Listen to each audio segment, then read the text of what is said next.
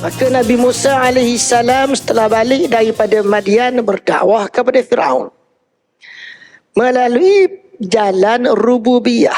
Nabi Musa mengajak Firaun beriman kepada Rabbul Alamin, Tuhan semesta alam. Lalu Firaun bertanya, "Wa ma Rabbul Alamin?" Siapakah itu Tuhan semesta alam? Nabi Musa pun jawablah, Tuhan yang menjadikan langit dan bumi.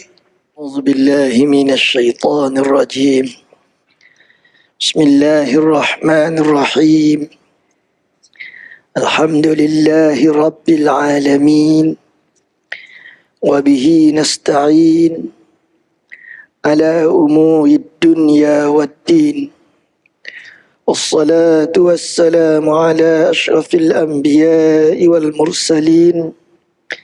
Sayyidina Muhammadin sallallahu alaihi wasallam wa ala alihi wa sahbihi wattabi'ina wa tabi'it tabi'ina lahum bi ihsanin ila yaumiddin. Allahumma nawwir qulubana bi anwaril Qur'an. Ya Allah, terangilah hati-hati kami dengan cahaya Al-Quran. Allahumma adkhilna al-jannata bi syafa'atil Qur'an. Ya Allah, masukilah kami ke dalam syurga-Mu melalui syafaat Al-Quran. Allahumma najjina minan nar bi hurmatil Qur'an. Ya Allah, lindungilah kami daripada neraka-Mu melalui kemuliaan Al-Quran. ربنا أفرغ علينا صبرا وثبت أقدامنا وانصرنا على القوم الكافرين ربنا آتنا من لدنك رحمة وهيئ لنا من أمرنا رشدا أما بعد أعوذ بالله من الشيطان الرجيم بسم الله الرحمن الرحيم ونادى فرعون في قومه قال يا قوم أليس لي ملك مصر وهذه الأنهار تجري من تحتي أفلا تبصرون أم أنا خير من هذا الذي هو مهين ولا يكاد يبين. Ayat 51 dan 52 surah Az-Zukhruf. Surah Az-Zukhruf adalah satu daripada surah-surah yang terdapat dalam juzuk yang ke-25 daripada 30 juzuk Al-Quran. Ayat kita ini menceritakan tentang Fir'aun. Wa nada Fir'aun fi qaumihi, dan menyeru oleh Fir'aun pada kaum dia. Qala, dia berkata, Fir'aun berkata, ya qaumi, hai kaumku, alaysa li mulku Misra, bukankah bagiku kerajaan Mesir? Kerajaan Mesir itu milik aku. Dan wa hadhil anharu tajri min tahti, dan sungai-sungai ini mengalir di bawah pemerintahan dan kekuasaan aku. Afala tubsirun, tidakkah kamu melihat hal ini suatu yang nyata sekali? Am ana khairum min hadzal ladzi huwa muhin, bahkan aku adalah lebih baik daripada orang ini yang hina. Dia kata dia lebih baik daripada Nabi Musa alaihissalam. Ayat yang kita baca ini nak menceritakan tentang, contoh yang kita nak tengok adalah Fir'aun. Nak menceritakan tentang ada orang yang cerdik fikirannya, tetapi tidak sampai kepada hidayah kerana terhalang oleh suatu halangan, oleh suatu hijab. Halangan yang menghalang itu, hijab yang menghalang itu adalah takabur. Ayat ini nak menerangkan kepada kita bagaimana ilmu yang ada dalam fikiran, pengetahuan yang ada dalam fikiran tidak semestinya menyampaikan kepada faham dalam hati. Allah Subhanahu wa taala telah memerintahkan Nabi Musa supaya berdakwah kepada Firaun. Maka Nabi Musa alaihi salam setelah balik daripada Madian berdakwah kepada Firaun melalui jalan rububiyah. Nabi Musa mengajak Firaun beriman kepada Rabbul Alamin, Tuhan semesta alam. Lalu Firaun bertanya, "Wa ma Rabbul Alamin?" Siapakah itu Tuhan semesta alam? Nabi Musa pun jawablah, Tuhan yang menjadikan langit dan bumi. Special cerita Nabi Musa berbeza dengan cerita beberapa Nabi yang lain, termasuk berbezanya dengan cerita dengan Nabi SAW. Kerana Nabi SAW, Nabi Nuh, Nabi Hud menyeru kaumnya melalui melalui jalan uluhiyah. Tetapi Nabi Musa, Allah Ta'ala cerita dalam Al-Quranul Karim, menyeru Fir'aun melalui jalan rububiyah. Secara asasnya, jalan uluhiyah, dia akan pusing siapa ke jalan rububiyah. Jalan rububiyah, dia akan terus sampai pada jalan uluhiyah. Tapi Allah Subhanahu Wa Ta'ala membawa metod yang berbeza. Pada Nabi ni, Allah Ta'ala cerita Nabi ni bawa kepada kaumnya, bawa tauhid kepada kaumnya melalui jalan uluhiyah. Kaum ni, Nabi Musa bawa kepada Fir'aun jalan rububiyah. Semuanya menyampaikan kepada tauhid. Tapi kenapa approach yang berbeza berlaku kepada beberapa Nabi yang berdakwah kepada kaumnya? Pendekatan yang berbeza ini berlaku untuk kita melihat, kita ukur, kita faham di mana diri kita berada untuk kita pakai. Keadaan yang berbeza itu mempunyai jalan yang berbeza. Kita melalui jalan yang berbeza. Rububiyah ni makna asal rububiyah ialah kita menyadari Allah Subhanahu Wa Ta'ala itu mentadbir alam. Dan kita disuruh mentadbir alam, maka kita mentadbir alam melalui cara yang diperintahkan oleh Allah yang mentadbirkan alam. Uluhiyah maknanya Allah Subhanahu Wa Ta'ala itulah semata-mata Tuhan, sebenar-benar Tuhan, yang tidak ada Tuhan melainkan Dia. Dia sahajalah yang perlu disembah, dan Dialah yang layak disembah, yang lain tidak layak disembah. Itu dari segi ta'rif. Dari segi metod uluhiyah dan rububiyah yang dipakai oleh Nabi-Nabi dan Rasul-Rasul dalam dakwah mereka, kita nak tengok bahawa kita dalam kehidupan ini, kita mesti berusaha. Dalam kehidupan ini, kita mesti bekerja. Nak cari duit, kita mesti bekerja. Sakit, kita mesti berubat. Bila kita berusaha menepati dengan caranya, kita sedar bahawa Allah Subhanahu Wa Ta'ala yang memberikan itu semua. Ini jalan rububiyah. Waktu kita berusaha, habis kita usaha tak dapat juga. Bila kita cari rezeki, kita tak dapat juga. Rupa-rupanya rezeki kita setakat tu sahaja. Sebab sekarang ni kita nak mati dah. Kita sakit, kita berubat, obat tidak boleh memberi kesan lagi dah. Rupa-rupanya kerana setakat tu sahaja ikhtiar yang boleh kita lakukan. Kita nak mati dah, nak balik kepada Allah. Maka pada waktu itu kita berada di atas jalan rububiyah. Cerita Nabi Musa menggunakan approach rububiyah dalam dakwahnya kepada Fir'aun. Kerana Fir'aun raja yang besar, memimpin sebuah negara yang maju pada waktu itu. Maka dia sebagai raja yang besar melakukan usaha-usaha yang banyak. Di antara usahanya digambarkan dalam ayat ini, dia mengaku negeri Mesir adalah negeri dia. Negeri Mesir ni, negeri yang membangun adalah negeri dia. Dia tuan punya pembangunan di negeri itu. Tuan punya kekayaan di negeri itu. Dan dialah yang menggerakkan sungai-sungai.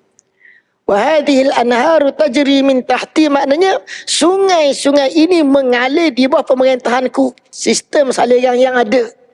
Yang dengan sistem saliran inilah tanam-tanaman mengeluarkan hasil, gandum mengeluarkan hasil, maka kamu boleh hidup dengan sebab makan makanan itu, makan gandum itu. Maknanya Fir'aun menganggapkan, beriktikad, dan dia ajar orang lain supaya beriktikad, dialah yang menjadi punca kepada kehidupan orang Mesir pada waktu itu. Maknanya dia mempunyai kepandaian, tetapi kepandaian itu tidak menyampaikan dia kepada hidayah. Kenapa perkara ini berlaku? Kerana terhijab oleh takabur diri dia sendiri. Sebelum tu kita perlu juga melihat bahawa Fir'aun ni, dia ada ramai tukang sihir yang hebat-hebat. Dan tukang sihir ini beritahu kepada dia bahawa satu hari nanti dia akan digulingkan oleh seorang kanak-kanak, seorang bayi. Seorang daripada kalangan Bani Israel. Maka Fir'aun percaya kepada cakap tukang sihir ini dan dia melaksanakan satu peraturan yang sangat kejam. Maknanya apa yang diberitahu oleh tukang sihir itu adalah benar-benar berlaku. Makna benar-benar berlaku tu hebat. Makna benar-benar berlaku tu ilmu dia betul. Ilmu tukang sihir itu betul. Fir'aun tak tahu benda ni. Dia akan digulingkan. Dia akan tewas juga akhirnya. Fir'aun tak tahu. Fir'aun hanya mengetahui setelah diberitahu oleh tukang sihir. Maknanya hebatlah tukang sihir itu. Mana hebat tukang sihir dengan Fir'aun? Dalam bab itu tukang sihir lebih hebat daripada Fir'aun. Dalam bab ilmu. Tapi akhirnya tukang sihir itu beriman kepada Nabi Musa. Fir'aun tidak beriman kepada Nabi Musa.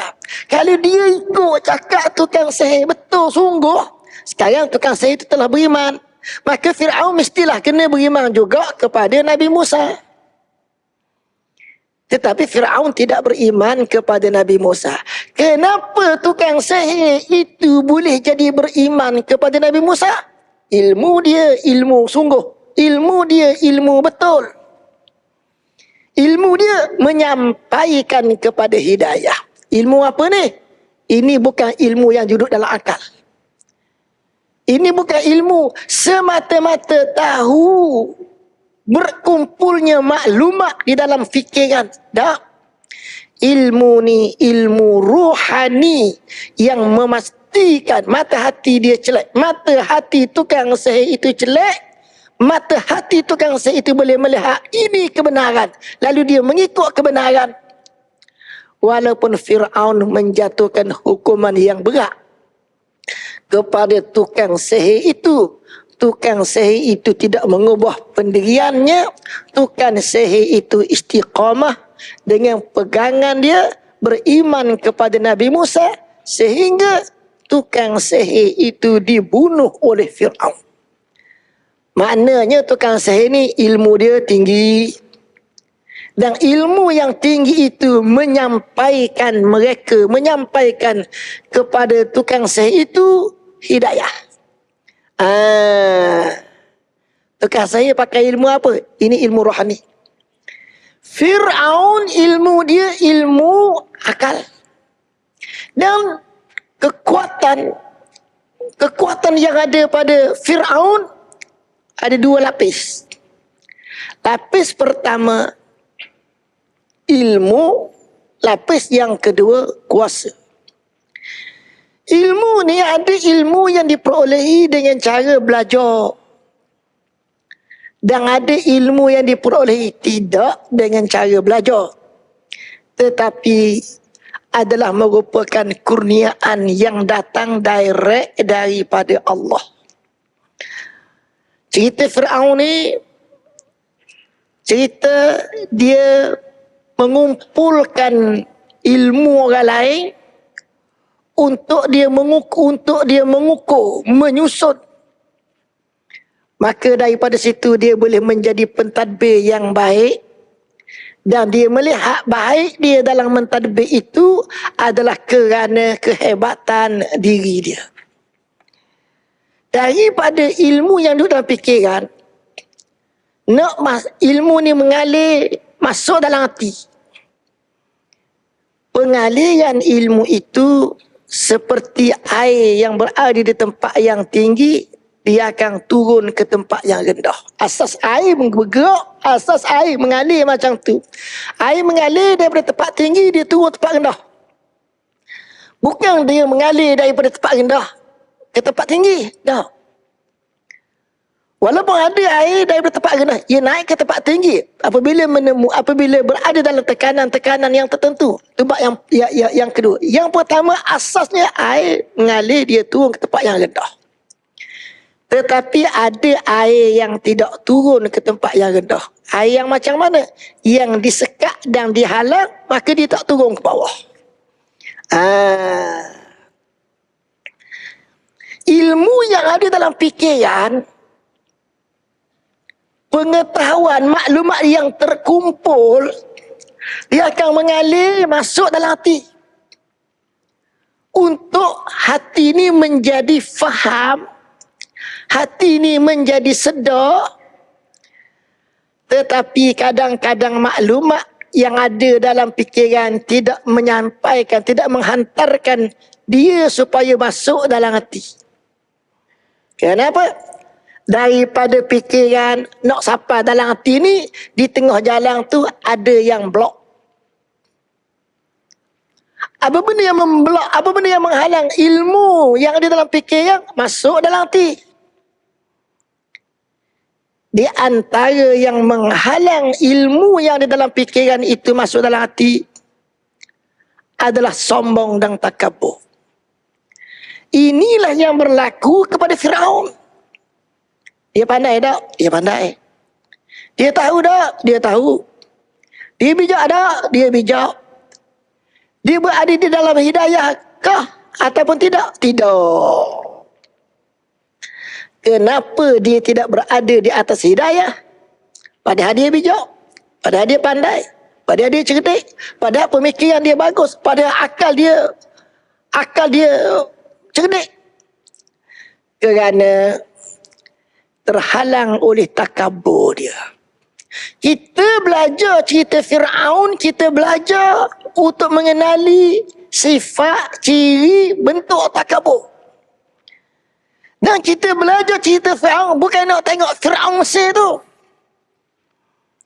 Tetapi sebenarnya adalah untuk memahami sifat takabur itu berada di dalam diri kita.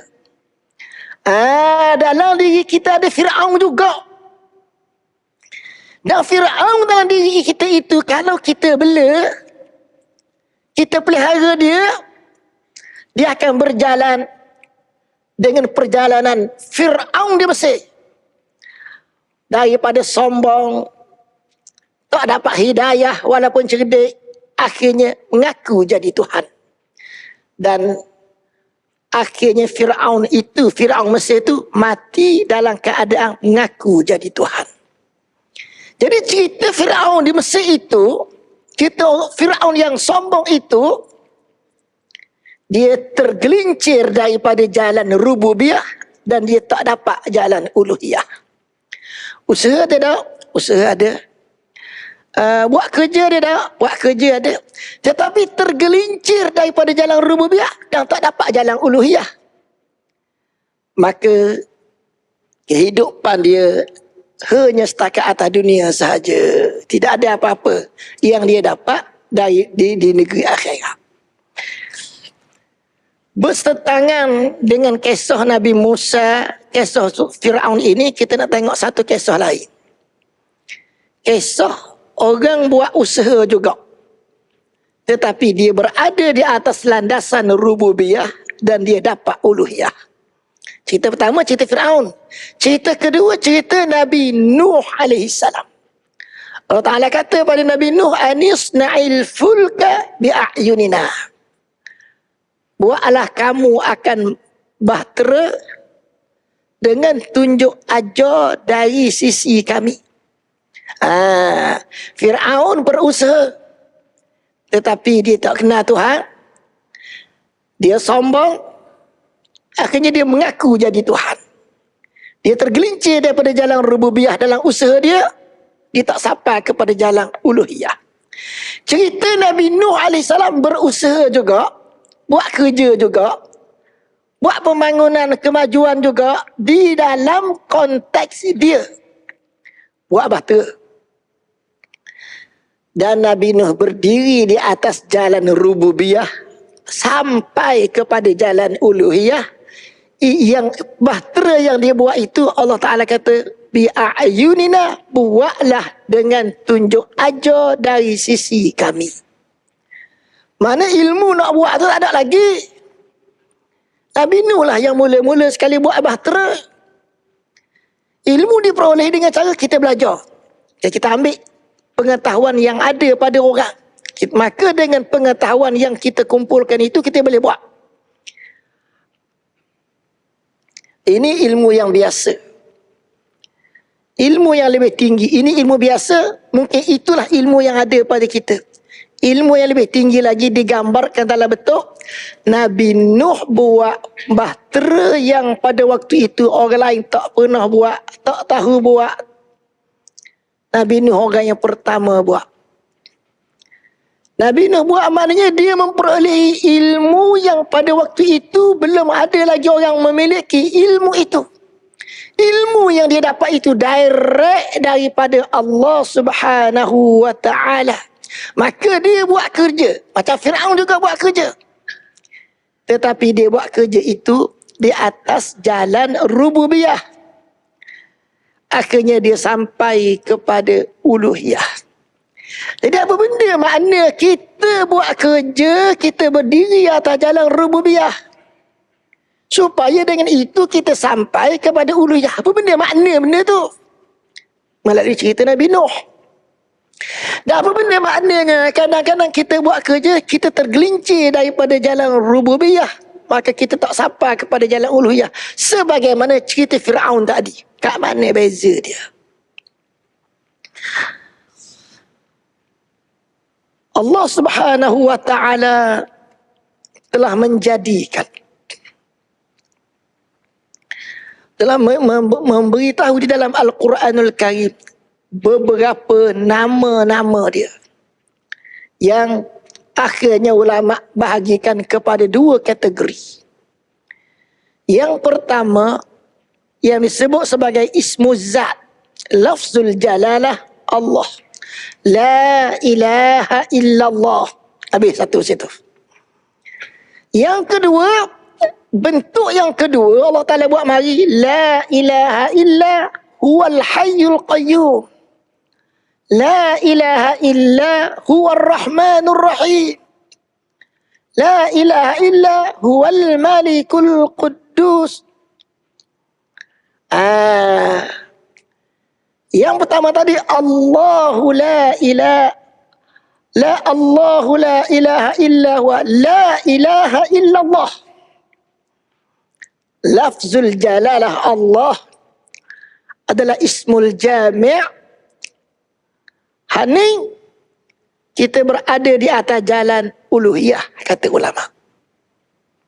Yang kedua, la ilaha illa huwar rahmanur rahim. La ilaha illa huwal malikul qudus. Allahu la ilaha illa huwa. Yang ni ulama ubah nama asma'us sifat. Masa seorang hamba itu berusaha, seperti Nabi Nuh buat bahtera, seperti Firaun mentadbir negeri dia, seorang manusia melakukan usaha, melakukan pekerjaan, dia mentahqiqkan diri dia sebagai khalifah Tuhan. Pada waktu mentahqiqkan diri sebagai khalifah Tuhan, nak tahqiq diri dia macam mana? Mesti kena guna ilmu. Fir'aun mentadbir dengan ilmu. Nabi Nuh buat bahtera dengan ilmu. Ilmu tu ilmu yang duduk pada fikir yang sajakah, ataupun ilmu tu ilmu yang daripada fikir yang ngalir sampai ke hati? Kalau ilmu itu duduk dalam fikiran saja, maka ilmu itu boleh jadi menggelincirkan kita daripada jalan rububiyah. Fir'aun tempat gelincir dia kerana dia buat menjaga sistem saliran. Maka dengan itu tumbuhlah tanam-tanaman yang jadi makanan kepada orang Mesir. Usaha yang dia buat itu semua dengan ilmu. Tetapi dia merasakan itu adalah kepandaian dia, itu adalah kehebatan dia. Perasaan itu menampakkan diri dia, maka tidak nampak keagungan Allah. Waktu tak nampak keagungan Allah kerana nampak keagungan diri dia, terputus daripada jalan rububiyah. Nabi Nuh AS buat bahtera. Ilmu daripada Allah. Nabi Nuh melihat itu adalah kebijaksanaan Allah, keagungan Allah, kehebatan Allah.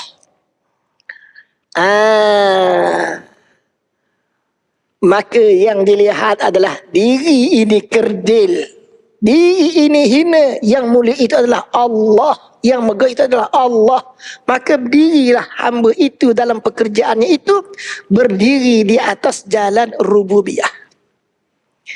Jadi nak buat macam mana? Bahtera tu nak buat macam mana? Ada kayu jenis timbul, ada kayu jenis tegelang. Nak pilih pokok mana yang paling baik untuk dibuat bahtera. Pokok ni macam-macam Tuhan buat.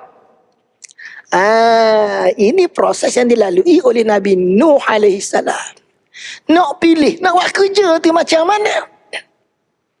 Pada waktu seseorang itu tidak tahu nak buat macam mana, orang yang berdiri atas jalan rububiyah ni, dia tak tahu nak buat macam mana, dia mengadu kepada Allah. Sama ada mengadu itu dengan ungkapan yang panjang, ya Allah berilah panduan kepada aku, ya Allah berilah tunjuk ajar kepada aku. Panjang doa. Ataupun dia berdoa dengan doa yang pendek. Ulama sebut, hamba yang nak buat kerja ini, pada waktu dia minta, dia mengadu dengan Allah, walaupun dengan doa yang panjang, dengan doa yang macam mana, hati dia belajar mengenali Allah itu adalah Rasyid. Allah itu maha memandu hamba dia. Nak pilih pokok mana nak buat kayu yang timbul, contohlah. Kalau kita orang Melayu ni, orang Melayu dulu-dululah, di Terengganu, kapal-kapal besar dibuat daripada batang balok. Balok jenis tunjuk langit. Ni orang jenis timbul. Kayu ni dia macam gabuh, bila kena air jadi sihat. Tapi ada kayu yang tidak seperti itu, yang bila kena air dia jadi lemah. Ada. Nak tahu macam mana ni? Pada waktu seseorang itu tidak mengetahuinya dan dia nak tahu, kita kata nak tahu, pergi belajar lah. Belajar tu benda yang ilmu sudah terkumpul, tak apalah belajar.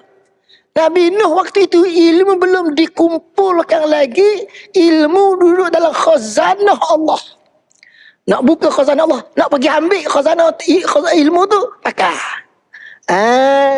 Macam mana nak dapatkan? Hamba yang berjalan di atas jalan rububiyah ini, minta dengan Allah Ta'ala. Allah itu alim, maka dia pun berzikir, ya alim, ya alim, ya alim, ya alim.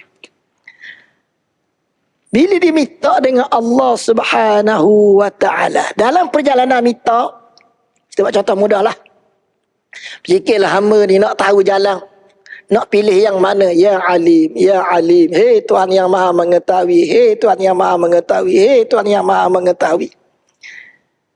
Bila zikir banyak-banyak jadi terlena lah. Tahu? Terlena itu adalah suatu proses mematikan akal seketika. Bila kita terlena, akal jadi mati seketika untuk menghidupkan, untuk mengonlinekan rohani. Bila kita berzikir, kita tertidur. Bila kita tertidur, lepas tu kita sedar balik. Sebelum kita sedar sekejap itu, kita mimpi. Semacam mimpi lah. Dalam kita terlelap sekejap tu, kita nampak. Apa yang nampak? Siapa yang nampak? Mungkin diri kita. Mungkin nafsu kita. Dan yang paling tinggi, yang paling jernih, nampak tukang tengok adalah rohani. Kita berzikir, ya berzikir nak pilih tadi, kita berzikir, Ya Alim, Ya Alim, Ya Alim, Ya Alim. Kalau zikir kita tu boleh mendaki, boleh mi'raj, rohani lah yang tengok. Tapi kalau zikir tu tak mi'raj, mungkin jiwa kita, mungkin nafsu kita. Mungkin dapat ambil khazanah tadi, apabila pintu itu terbuka, ataupun tak boleh ambil kerana pintu itu tak terbuka. Katalah setinggi-tinggi perjalanan pintu itu terbuka, boleh ambil. Nabi Nuh AS, Allah Subhanahu Wa Taala pandukan kepadanya. Buat bahtera satu step hingga akhirnya siap. Ulama kata 3 tingkat dibuat dalam ukuran yang sangat besar, ukuran yang sangat panjang. Hari ini berada di banjaran Kaukasus, di Turki, ditemui benda ni. Jadi pemerolehan ilmu melalui jalan zikrullah tadi, hamba itu akhirnya dapat buat apa yang dia nak. Adalah hamba itu telah mentahqiqkan diri dia sebagai khalifah Tuhan. Dia datang muka bumi ini, dia khalifah Tuhan. Benda yang dia buat itu adalah untuk dipakai, digunakan bagi hamba itu beribadat kepada Tuhannya. Maka ini dinamakan dengan nama jalan rububiyah. Sebab apa? Berhubungan dengan Allah, bergantung kepada Allah. Waktu dia bergantung kepada Allah, dia nampak diri dia tu kerdil. Hak ni tidak ada pada Firaun. Firaun dia kupu orang pandai. Tukang sihir yang pandai-pandai, dia kupu, beri pangkat. Supaya apa? Untuk mengikat orang-orang yang pandai itu supaya jangan lawan dia. Dia kupu orang pandai, dia kupu orang bijak. Maka bermusyawarahlah orang pandai dan orang bijak itu menghasilkan satu pandangan yang terbaik. Bila pandangan yang terbaik itu sudah terkumpul, dia kata, itu aku punya. Menampakkan kehebatan diri dia, menghilangkan kehebatan Allah. Terlucu daripada jalan rububiyah. Nampak diri kita, tak nampak hebat dan agungnya Allah. Terlucu daripada jalan rububiyah, maka tak sapa kepada uluhiyah. Nak mati no, tak sapa pada jalan uluhiyah. Kerana dalam kehidupan sehari-harian yang mentahqiqkan diri sebagai khalifah, terlucu dah. Maka bila nak mati, lagilah terlucu. Firaun merasakan diri dia hebat. Akhirnya dia mengaku dia Tuhan. Dia mati dalam keadaan mengaku jadi Tuhan. Walaupun mati, dia mati lemah. Pasir di dasar laut itu berpusing, masuk dalam mulut dia. Dia tak nak keluarkan pasir itu. Akhir sekali orang putih mari, British mari, jajah Mesir, jumpa dengan Firaun ni. Pak balik ke Manchester, kaji mereka rasa pelik. Macam mana orang ni, Raja Mesir ni, mulut dia penuh dengan pasir. Rupa-rupanya dia mati lemah, mati dalam laut. Air di dasar laut tu berpusing-pusing masuk dalam mulut dia. Ini perjalanan orang yang tidak sampai kepada uluhiyah, kerana daripada awal lagi dia sudah terputus daripada rububiyah. Hak cerita Nabi Nuh alaihi salam tadi dapat panduan daripada Allah. Allah beri. Nabi Nuh tahu ini daripada Allah. Buat perahu ni, pilih kayu ni, letak kayu ni kat sini, kayu nu kat sana, kayu tu kat sini. Ini daripada Allah, bukan daripada aku. Nampak kelemahan diri, dan nampak kelemahan diri itu menjadikan mata hati itu nampak kebesaran dan keagungan Allah. Maka Nabi Nuh buat perahu itu di atas jalan rububiyah. Maka kita bila kita buat kerja kita sehari-hari, sama ada kita cari duit, sama ada kita berobat, ataupun kita buat apa-apa usaha, bila kita nampak kerdilnya diri kita, lalu kita nampak keagungan Allah, maknanya kita berada atas jalan rububiyah juga, sebagaimana perjalanannya Nabi Nuh. Tapi bila kita buat kerja, kita tak nampak kebesaran Allah, kerana kita nampak hebat diri kita. Berjaya ni kerana usaha aku, berjaya ni kerana aku yang, kerana ada aku, tak ada aku tak jadi. Itulah pegangan kita. Maka kita terputus daripada jalan rububiyah, macam Fir'aun juga. Waktu tu kita kata Fir'aun ada dalam diri kita. Fir'aun dalam diri kita menggelincirkan kita ni daripada jalan rububiyah. Jadi untuk nak jadikan kita nampak keagungan Allah dan kebesaran Allah, lihatlah kehebatan diri kita dalam perjalanan itu.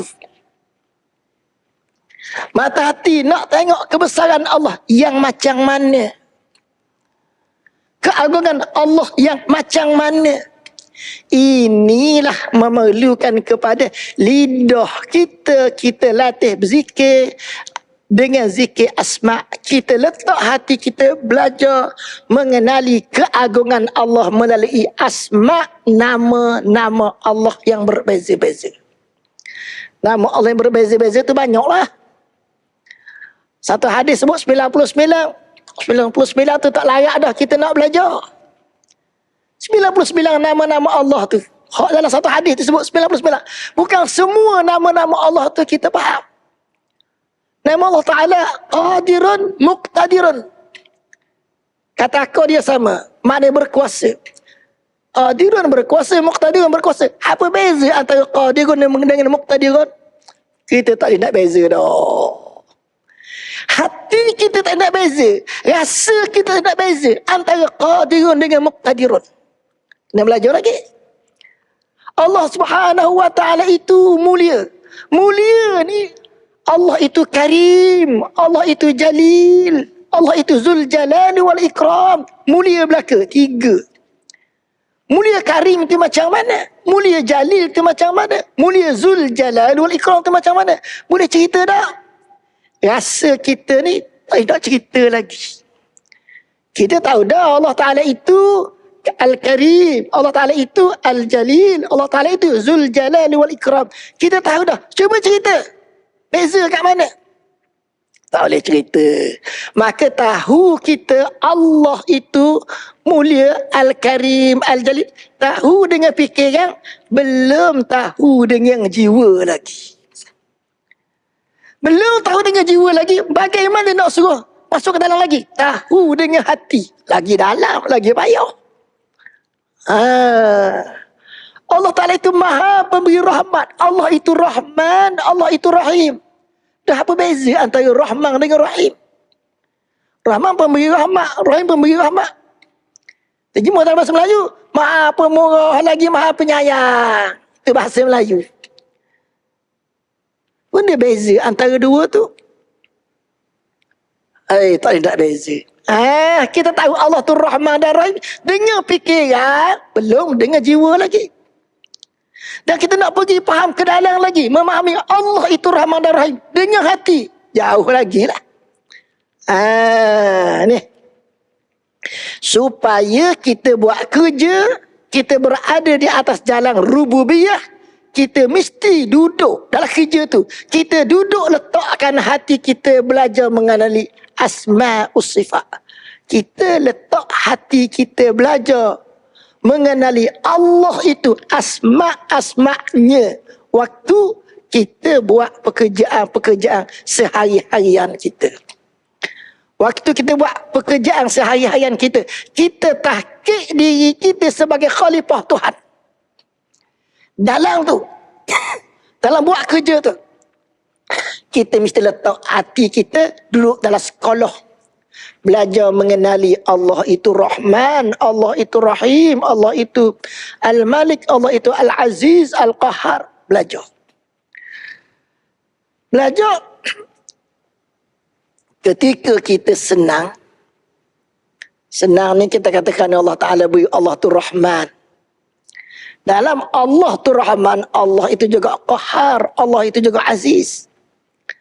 Ketika kita senang dan ketika kita susah, kerja yang kita buat tu senang atau kerja kita buat tu susah, kerja kita buat ni kita suka atau kerja kita buat tu kita tidak suka, kita kena tengok, belajar nama-nama Allah itu kesemuanya. Walaupun nama-nama tu kita nampak macam berlawanan, kita susah. Allah Subhanahu wa kita nampak Allah Ta'ala itu qawiyun, Allah Ta'ala itu maha keras. Tapi dalam susah kita belajar Allah itu maha keras, kita juga kena belajar Allah itu maha lembut, Allah latif, Allah itu khabir, Allah itu rauf, Allah Ta'ala itu maha lemah lembut. Dua keadaan, makna yang berbeza daripada asma' Allah yang berbeza-beza tadi, sebenarnya dia adalah merupakan topik pelajaran hati pada waktu kita menjalankan pekerjaan dan usaha. Barulah kita duduk atas jalan rububiyah. Sebagaimana Nabi Nuh AS buat perahu, dia berada di atas jalan rububiyah. Dan jalan rububiyah itu menyampaikan kepada uluhiyah. Uluhiyah ni maknanya bila kita sakit, kita makan ubat. Ubat baik. Itu makna ikhtiar. Ikhtiar duduk atas jalan rububiyah. Tiba-tiba lama-lama kita tua, umur 80, tua-tua, kita makan ubat tak baik. Makan ubat tak baik. Makan ubat tak baik. Kita makan ubat dulu baik. Kerana sakit, kita berpunca daripada fizikal. Obat tu obat fizikal. Makan obat fizikal, sembuh fizikal. Sampai satu tahap, sakit itu berpunca daripada rohani. Kita ingat fizikal, makan obat fizikal. Sakit fizikal yang berpunca daripada rohani, makan obat fizikal, tidak berobat ikut rohani, maka penyakit fizikal itu tidak sembuh. Obat tidak menyembuhkan kita dah. Pada waktu itu, pada waktu makan, saya tak tahu nak cari obat, kita zikir, Ya Khabir, Ya Khabir. Sakit, kita jumpa obat, nak suruh sembuh, Ya Syafi, Ya Syafi, Ya Syafi, Ya Mu'afi, Ya Mu'afi. Sekarang obat, jumpa obat molek sekali dah, tak sembuh juga. Tak sembuh juga. Macam mana? Nak bagi tahu bahawa kita dekat sangat dah dengan kematian ni. Dekat sangat dah dengan kematian ni. Maka pada waktu itu, Ya Syafi, kita berzikir, Ya Syafi, macam tak ada hasil, tak ada kesan, tak ada improvement. Kita berzikir, Ya Syafi. Zikir yang Mu'afi, tidak ada improvement juga. Dan nak zikir apa lagi? Zikir apakah yang paling baik sekali? Ayat apakah yang paling baik sekali yang saya nak baca supaya sakit saya ni jadi hilang? Kita ingat, bukan ayat tu. Kita sudah berada pada satu situasi yang lain. Kita kena belajar berada di atas jalan uluhiyah pula masa tu. Sebab habis dah jalan rububiyah. Yang macam mana? Sini nak kena pegang. La haula wala quwwata illa billah. Tidak ada daya upaya aku, tidak ada kudrah apa benda aku ni, melainkan semuanya itu adalah milik Allah, daripada Allah. La haula wala quwwata illa billah. Lepas usaha-usaha, akhir sekali kita surrender. La haula wala quwwata illa billah. Jalan rububiyah tukar jadi jalan uluhiyah. Masa nak mati nak uluhiyah, nak la ilaha illallah. Belum tu masa saya ni la ilaha illa huwal hayyul qayyum. Akhir je. Nak buat akhir je. Ya hayyu ya qayyum. La ilaha illa huwar rahmanur rahim. Nak kasih sayang, huwar rahmanur rahim. Tapi bila kita nak mati, kita nak keseluruhan rahsia yang ada pada semua asma' nama-nama Allah, keseluruhan kita nak hubung kali boleh seketul macam tu. La ilaha illallah uluhiyah. Jadi marilah kita merenung bahawa bila Allah Ta'ala cerita dalam Al-Quranul Karim, Nabi Musa memulakan dakwahnya kepada Fir'aun melalui jalan rububiyah.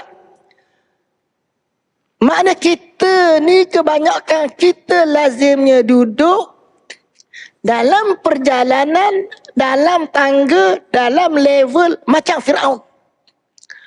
Iaitulah melakukan pekerjaan sehari-harian. Melakukan pekerjaan sehari-harian itu mesti kita ikat diri kita dengan rububiyah. Ulama sebut melalui asma'us sifat. Lidah tak apalah nak berzikir-zikir apa, nak baca doa apa pun. Tapi hati tu dia akan pergi kepada belajar asma' Allah, belajar mengenali nama-nama Allah. Maknanya hati duduk belajar perjalanan rububiyah sebab dia belajar mengenali asma' Allah. Ini tengok sihat lah ni. Maka kita berusaha. Bila kita nak mati, segala usaha kita habis dah. Maka kita tak mampu lagi nak berusaha. Yang ada adalah berharapkan kepada Allah. Boleh tak kita tukar dia kepada uluhiyah. La ilaha illallah. La ilaha illallah ni bukan dengan mulut ni. Dia tu automatik bergerak sendiri. Bergerak, perjalanan hati kita bergerak ke arah itu. Uluhiyah. Inilah perkara-perkara yang perlu kita fahami melalui apa yang Al-Quranul Karim sebut, melalui kisah Nabi-Nabi dan Rasul-Rasul alaihimussalatu wassalam, yang ulama' tauhid sebut, yang ulama' tauhid Allah, yang ulama' tasawuf Allah, yang menerangkan tentang perangkat-perangkat kehidupan kita. Jadi dalam cerita Fir'aun tadi nak menerangkan bahawa ada orang yang cerdik, yang bijak, yang pandai, dia tak sampai kepada hidayah. Kerana apa? Fikiran itu suatu alam, hati suatu alam yang lain. Jadi yang menghalang Fir'aun daripada sampai kepada hidayah adalah sombong dan takabur dia. Maka kita nak sampai kepada hidayah, kita mesti berada di atas jalan rububiyah. Kita mesti berada dalam keadaan lihat diri kita ini kerdil, istighfar sentiasa, dan melihat kepada keagungan Allah. Hati kita mesti belajar mengenali asma' Allah. Ini di antara beberapa perkara yang boleh kita kutip daripada kisah Nabi Musa AS berdakwah kepada Fir'aun. Maka Fir'aun menyeru kaumnya, mengisytiharkan kepada kaumnya kebesaran dan keagungannya. Fir'aun melihat Nabi Musa sebagai seorang yang sangat hina.